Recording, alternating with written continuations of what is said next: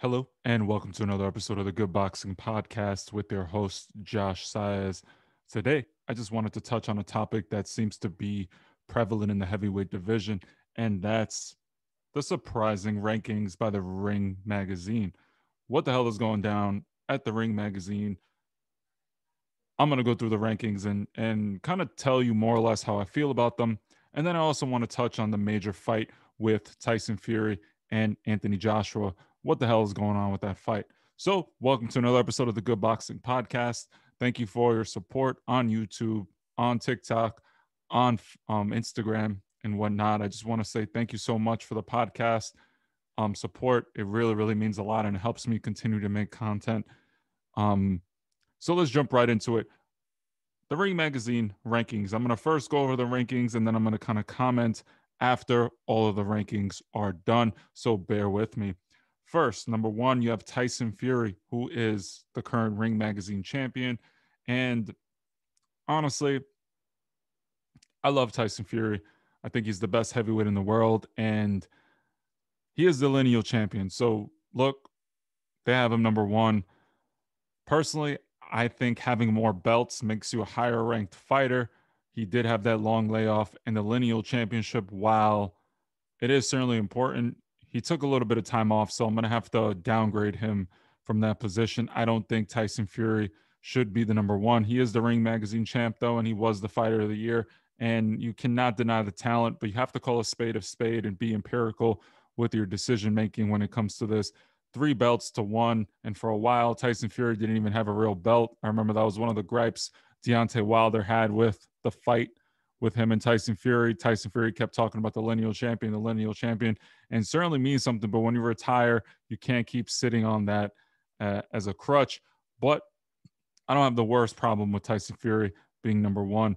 Number two, or number one, based on how you look at it, since the champion's always number one, you have Anthony Joshua. You know he's the IBF champion. You know he's the WBA champion. You know he's the WBO champion, and only has one loss on his blemish, and that was to Andy. He only has one blemish on his record, and that was the one loss to Andy Ruiz, which he rectified. Then at number two on the ring list or three, right? Deontay Wilder. Deontay Wilder's only loss is against Tyson Fury, who's the current number one champion. So I do not have any gripes with him being ranked number three on the list. Then this is where things get a little crazy, but I'm just going to go through it first. You have Dillian White, who is ranked number four. He was the number one contender for the WBC mandatory against Deontay Wilder. Basically remained inactive for a very long time. Then decided to get busy. He fought Marius Vach, and then he got shocked by Alexander Povetkin.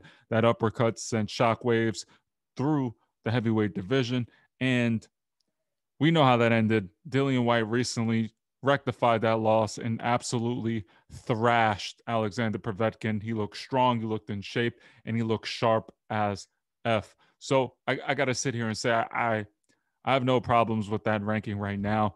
But again, I'm just going to go through these. Then it's even more peculiar. At number five, you have Luis King Kong Ortiz. Luis King Kong Ortiz, prominent heavyweight, one of the boogeymen in the division for a very long time. And then he unfortunately fought the Bronze Bomber twice in two very, very good fights. However, Luis Ortiz ended up getting stopped in both of them. And look, it was when you're losing to one of the top people in the division, I have no problems. Number six, you have Joseph Parker. That was a very big shock to me, but he did just come off that win over Anthony Fa, where I thought he looked pretty good. And honestly, having him this high, he's fought nothing but killers. He's fought the likes of Anthony Joshua. He's fought Andy Ruiz himself. The list goes on and on. Joseph Parker's fighting everybody in the division. You can't say that Joseph Parker, the man from down under in New Zealand, strays away from any challenge. Then at number seven, you have Andy Ruiz, right? A lot of people arguably think that Andy Ruiz is the top fourth heavyweight in the division. So to have him so far down on the list at number seven is quite crazy to me, but I'm going to touch on that a little later, right? Then at number seven, You have Michael Hunter, who, quite frankly, has one loss on his record already, but I just don't see how Michael Hunter is number 8 on this list. Michael Hunter, certainly a good heavyweight, but the ranking, and again, it is the Ring Magazine ranking. It's all subjective and it's all by the Ring Magazine. Then at number 9 or 8, based on if you want to start from the beginning, you have Alexander Povetkin coming off a loss where he got dominated to Dillian White and talks of retirement. I don't know how I feel about this ranking, but it is what it is. I'm going to move on. You got Oscar Rivas, who recently lost to Dillian White in a very, very good fight where he actually even dropped Dillian White, but he came up on the short end of that. I have no problem with that. And then finally, to round up the top 10 or the 11th fighter on the list, Alexander Usyk. Now, the Usyk ranking, I'm not really too mad at. He was an undisputed champion at cruiserweight, and when you move up, due to the unification rules, normally the person who's ranked number 1 or the champion immediately can become a mandatory for that belt organization. And if you're undisputed, you certainly do have an argument to rank yourself in the top if you wanted to fight one of the top fighters in another division. This helps promote champions moving up to fight other champions and challenge themselves for greatness, right? So now I'm going to comment on the list. Number 1, Tyson Fury. Again, talent wise, certainly number 1. That first fight with Deontay Wilder, you can arguably say that he won that fight. I thought he won the fight. However, he did leave it into the judges' hands when he got knocked down twice. I mean, you won every round, sure. I do like the fact that he outboxed Deontay Wilder. I do like the fact that he did his thing in the fight. And I thought he won that fight. But when you get dropped at the end, all the theatrics that happen, 2 knockdowns, if a judge gave even one round to Deontay Wilder that I thought Tyson Fury won, the swing in the scorecards can certainly make a case. But I have no problem with you having Tyson Fury number 1 or number 2. But in my opinion, I think Anthony Joshua, based on ranking, and I get that Tyson Fury is the Ring Magazine champion, so it automatically brings them up to the top. But in my opinion, if you look at just an objective ranking, I think Anthony Joshua should be respected a little more in the sense that he has more belts, but no problem with Tyson Fury and Anthony Joshua interchanged. 3, I like the Deontay Wilder pick. When you lose to the Ring Magazine champion, the lineal champion, and the WBC champion right now, I don't think your stock drops that much. All of the other stuff, the scandal, accusations, the court case that's still going on with Deontay Wilder and Tyson Fury, the accusations against Mark Breland for cheating, the list goes on, but you got to call a spade a spade. Deontay Wilder did fight Luis Ortiz twice. He did step up and fight Tyson Fury twice. So say what you want about Deontay Wilder. You think he's fighting bombs or he was scared of Anthony Joshua or whatever you want to say. I still think he's ranked right where he should be because he was the champion. And sure, the champion fell, but he did fight a bunch of people. So I like that ranking. Now, Dillian White being number 4, I don't know how I feel about that. Dillian White is coming off a loss where, yes, he lost to Alexander Povetkin, but Povetkin wasn't even, in my opinion, a top 5 or top 6 heavyweight.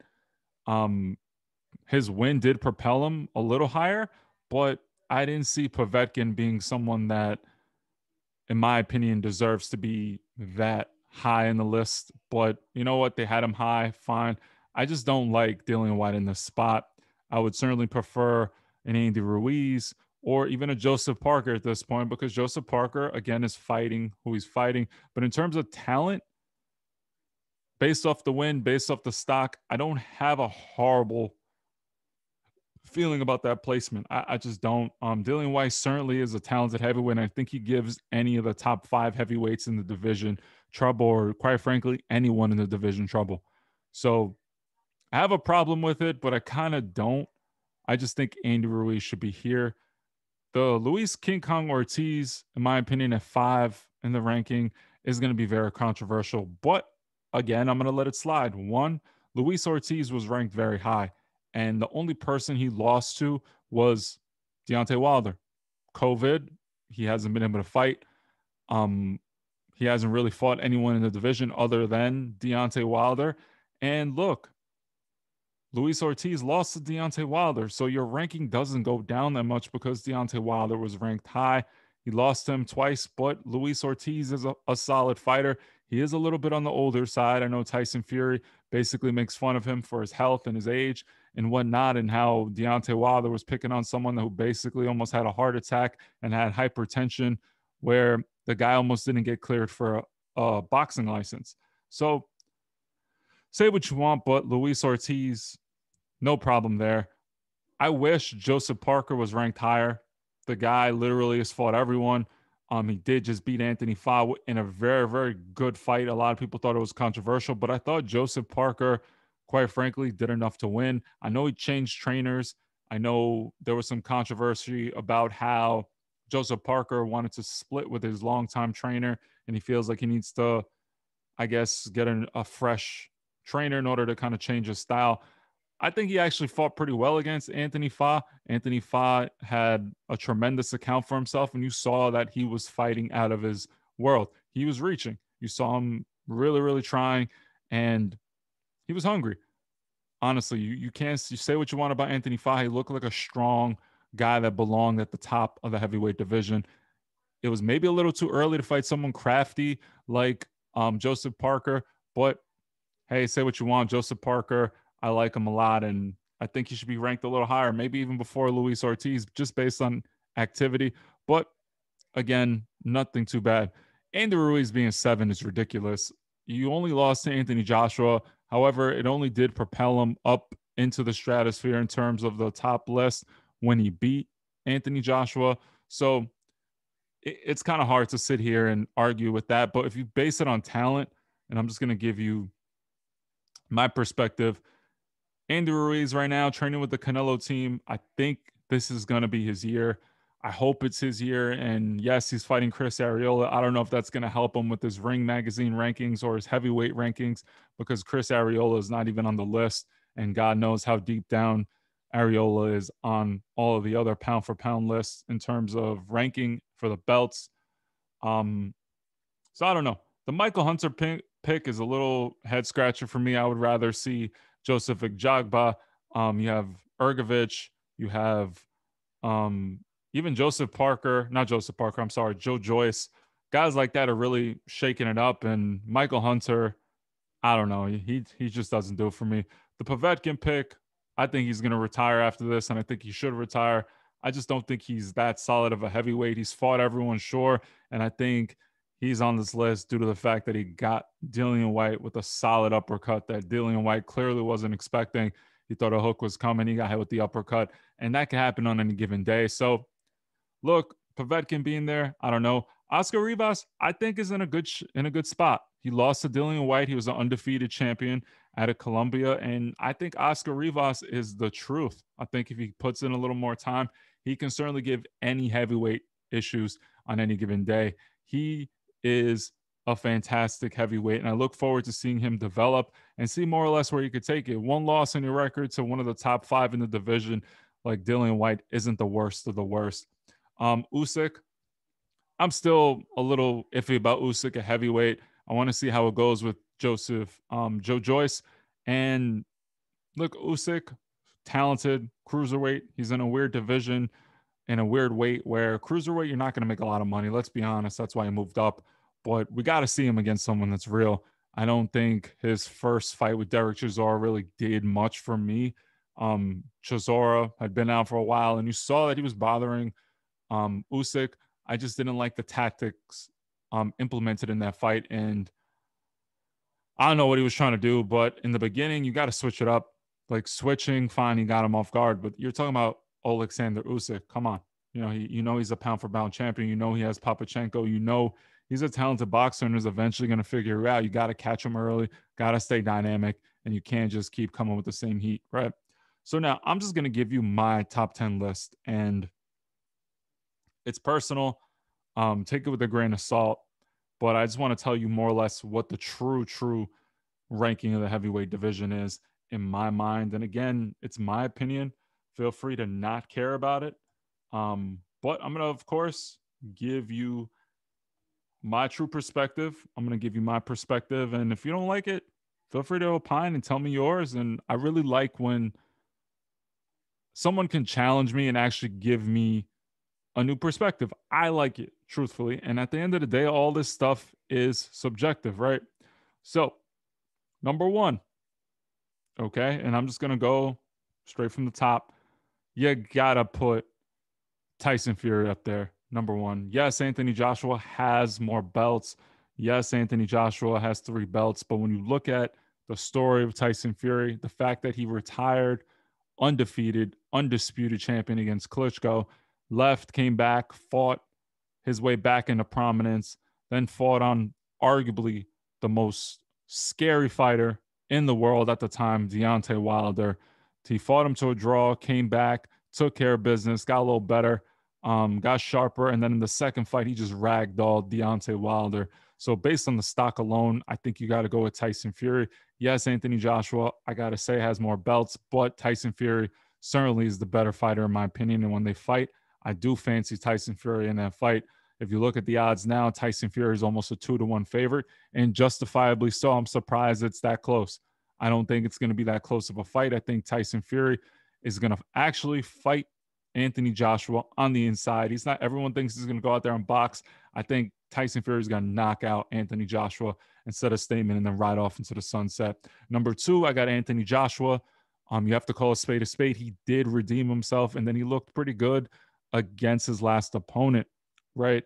I did like that fight. Pulev showed like, hey, Anthony Joshua, I'm here to win. He tried throwing that overhand right. You saw him trying to exploit some of Joshua's weaknesses, but he just couldn't do it. And I have no problem with him being number 2 on this list. I still got Deontay Wilder. Say what you want. I think the Bronze Bomber is going to come back. I just wish this whole Tyson Fury and Deontay Wilder nonsense would be put to rest. We want to see Anthony Joshua versus Tyson Fury, but the fight's not going to be finalized until that court case is, the hearing is met or the case is settled. And the fight won't be mentioned until May. I know they keep saying, hey, we're super close. Oh, we're finalizing this, we're finalizing that. Sounds great. Eddie Hearn and Bob Arum are trying to get people excited, but I really do think PBC and Top Rank have some legal issues that they have to figure out. Deontay Wilder and Tyson Fury have some legal issues that they need to figure out and iron out. But until then, Deontay Wilder, look, number 3, hands down. I don't think it's even close. Then I got Andy Ruiz. Andy Ruiz to me is number 4 heavyweight. Sure, he hasn't fought in a while. Sure, he hasn't sat there and been in the ring in a while, and he's fighting Chris Arreola. But when you look at the talent, he beat arguably the number 1 fighter in the world and Anthony Joshua in the heavyweight division. And in the second fight, look, he came in overweight. He looked lazy. Apparently, he wasn't listening to Manny Robles, but he switched teams and he's on the up and up. And I think the way he looks, his legs look good. He looks slim. It looks like he's taking it seriously. And with the leadership of the Canelo team and the influence of Canelo to work hard, I like the position Andy Ruiz is in. I think he's a solid number 4. Number 5, got to go Dillian White. Dillian White beat the brakes off of Alexander Povetkin. And I truthfully think right now this version of Dillian White can give anyone hell. And I'm going to stick with that. Number 6, Luis Ortiz. I'm not going with Luis Ortiz. I'm actually going to go with Joseph Parker. I think Joseph Parker is a very elusive heavyweight. I love the way he moves. I love the way he's fluid. And Joseph Parker looks to bring the fight. I know he's moved around, and when he fought Andy Ruiz, people were complaining that he liked to box on the back foot, but you're fighting some big dudes in the heavyweight division. And if you have skills to move, be flight-footed, even against Anthony Joshua, I thought that fight was a lot more competitive than the scoring showed.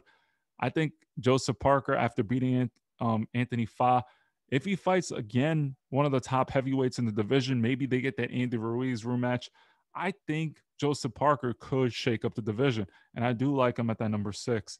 Number 7, I'll go with Luis Ortiz. I think he's a very solid fighter. I think Luis Ortiz can give hell to anyone. He's tricky. He's crafty. That Cuban boxing style is tricky for anyone if you're not privy to it. I mean, he was outboxing Deontay Wilder in a shutout until Deontay Wilder with that eraser of a right hand just ended him. So I got to go with Luis Ortiz. And then to kind of round off the top, ooh, this is getting difficult now. I do like Usyk at number 8. I know it's not a sexy pick. I know people are going to say he's not proven, but you got to give respect to the guy. He's up there in terms of talent and just based on what he did moving up, and he got his first fight at heavyweight. Talent wise, I think he is a top 10 heavyweight. Number 9, I got Joe Joyce. I think Joe Joyce is a very underrated heavyweight. I think he doesn't get the love he deserves, but after that Triple D fight, and I think he's going to end up fighting Usyk, I like him right there in the mix. And then for number 10, I got a tie between Oscar Rivas and Filip Ergovic. I know Ergovic is still fresh in his career, but I think he is going to be a devastating puncher at the division, and we're going to hear his name a lot. I like the matchup with Pedro Diaz. I like the way he boxes. I think his power is very, very underrated, even though it's his number one attribute. I think he could really hurt a lot of guys in the division. Um, and Oscar Rivas, honestly, is a very, very talented fighter out of Colombia. Very, very good amateur pedigree. And I can't wait to see more of him. You saw what he did with Dillian White, and you're going to see it going forward with other heavyweights. So that's my list. I don't know how you guys feel, but feel free to leave a comment. And when it comes to this Anthony Joshua and Tyson Fury fight, you guys got to be a little more patient. They keep promising the fight, but it's not a done deal yet. I think until that court case is finished, until the litigation ends, nothing's going to be officially announced, because if they do make the fight, then they're giving more ammunition to Deontay Wilder's team to say that they didn't have negotiate in good faith. But you saw what happened with Tevin Farmer and Jojo Diaz. Sometimes when you have a rematch clause, things expire, COVID, a bunch of different things can happen, and you may be left out on the woodwork. Let me know how you feel about this episode. I hope you guys have a very nice weekend. Feel free to follow the podcast on Instagram at Good Boxing Podcast if you want to watch it on IGTV. If you feel free to watch it also on YouTube, if you want to see the video version of the podcast, feel free to subscribe, and feel free to watch on Spotify and Apple. Thank you so much. Have a great day.